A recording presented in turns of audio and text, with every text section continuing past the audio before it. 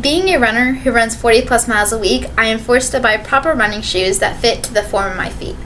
Purchasing the right kind of running shoe is crucial in order to prevent running-related injuries. These injuries could include plantar fasciitis, Achilles tendonitis, shin splints, or many other injuries. Therefore, it is very essential that when buying a new pair of running shoes, that you are fitted properly for them in order to prevent any possible injuries.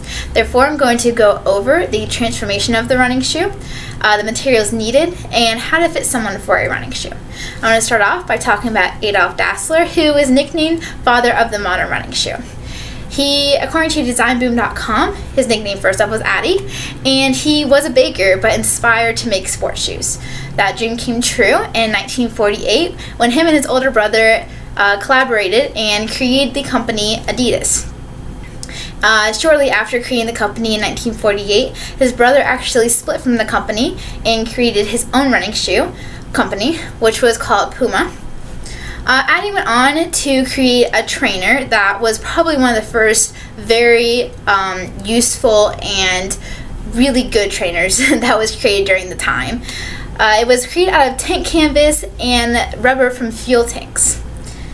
Later on, the running shoe only progressed to get better. According to LA Research Project, in 1949, Onitsuka Tiger, who lived in Japan, wanted to create running shoes for children in Japan who didn't have shoes, or not even running shoes. They were called sneakers at the time because they helped you sneak around because it was quiet. So he wanted to create shoes like that in order to help kids be more active and just have shoes in general to wear around. Later on, his company was named Asics. And progressing on from there, we have in 1962, New Balance came around with the lightweight shoe. This shoe is going to be very supportive still and good for running, but it doesn't feel like you're wearing a rock on your foot. So that was a really great improvement for him.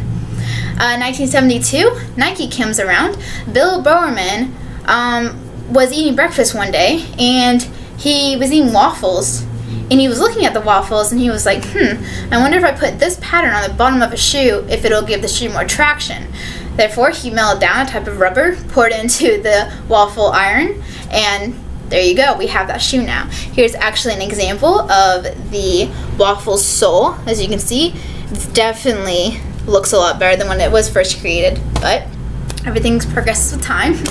And of course, there's many other companies that came around, but these are the three I really wanted to focus on. And then in 1970s, the companies decided that shoes need to be designed to fit the individual's arch and running style. So I want to explain the two types of shoes that fit best for individuals.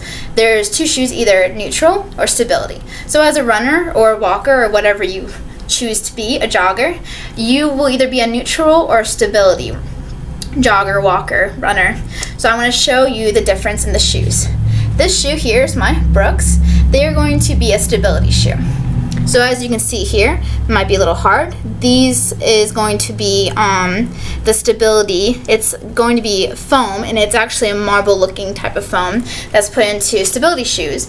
It's just, having a stability shoe is going to make your foot a neutral. You want your foot neutral. That's the goal of a running shoe. So therefore, if you have pronation of the ankle, meaning your ankle goes out or goes in, you're going to want some extra stability in the shoe to help you become a neutral runner. Now these are my New Balance shoes, which I love, lightweight, like I said earlier. And as you can see, they do have foam of course, because they need some comfort in them, but it's not going to be stability. It's going to just be neutral. I want to talk about the materials needed for this demonstration. You're going to need a pressure map sensor, treadmill, and a variety of running shoes, which of course all this can be found at a running shoe store.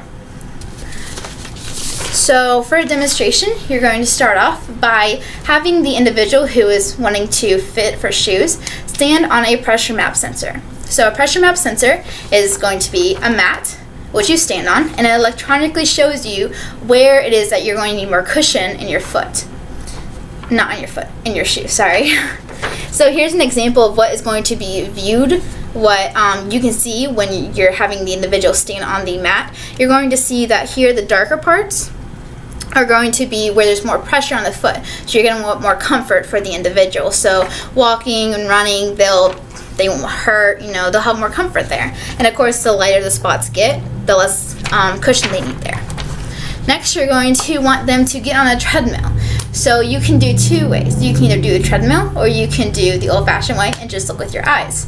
The treadmill, you're going to set them on it, stand on it, and you're going to have them jog on the treadmill. There's going to be a camera behind to watch their feet, and after they're done running for a few seconds or so, 30 seconds, you're going to watch the video in slow motion, and it's going to show if they're running, more flat, like a neutral runner, or if their ankles are pronating, if they're going in and out some. That'll help you determine if they're neutral or a stability runner. After determining this and examining where the cushion is going to be needed for their foot, you're going to show them the shoes that are available to them. As I said earlier, they will either be a neutral or a stability shoe. After showing them, they're going to try on the shoe and have them run, jog, walk, whatever it is they plan to do in the shoe.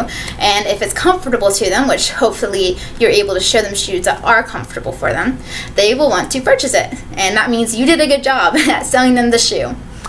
So I hope this demonstration has informed you how important it is to buy the proper running shoes that fit to your feet. It is very crucial to know if you're a stability or a neutral runner, or even a walker, because that's going to decide on what shoe you're going to get.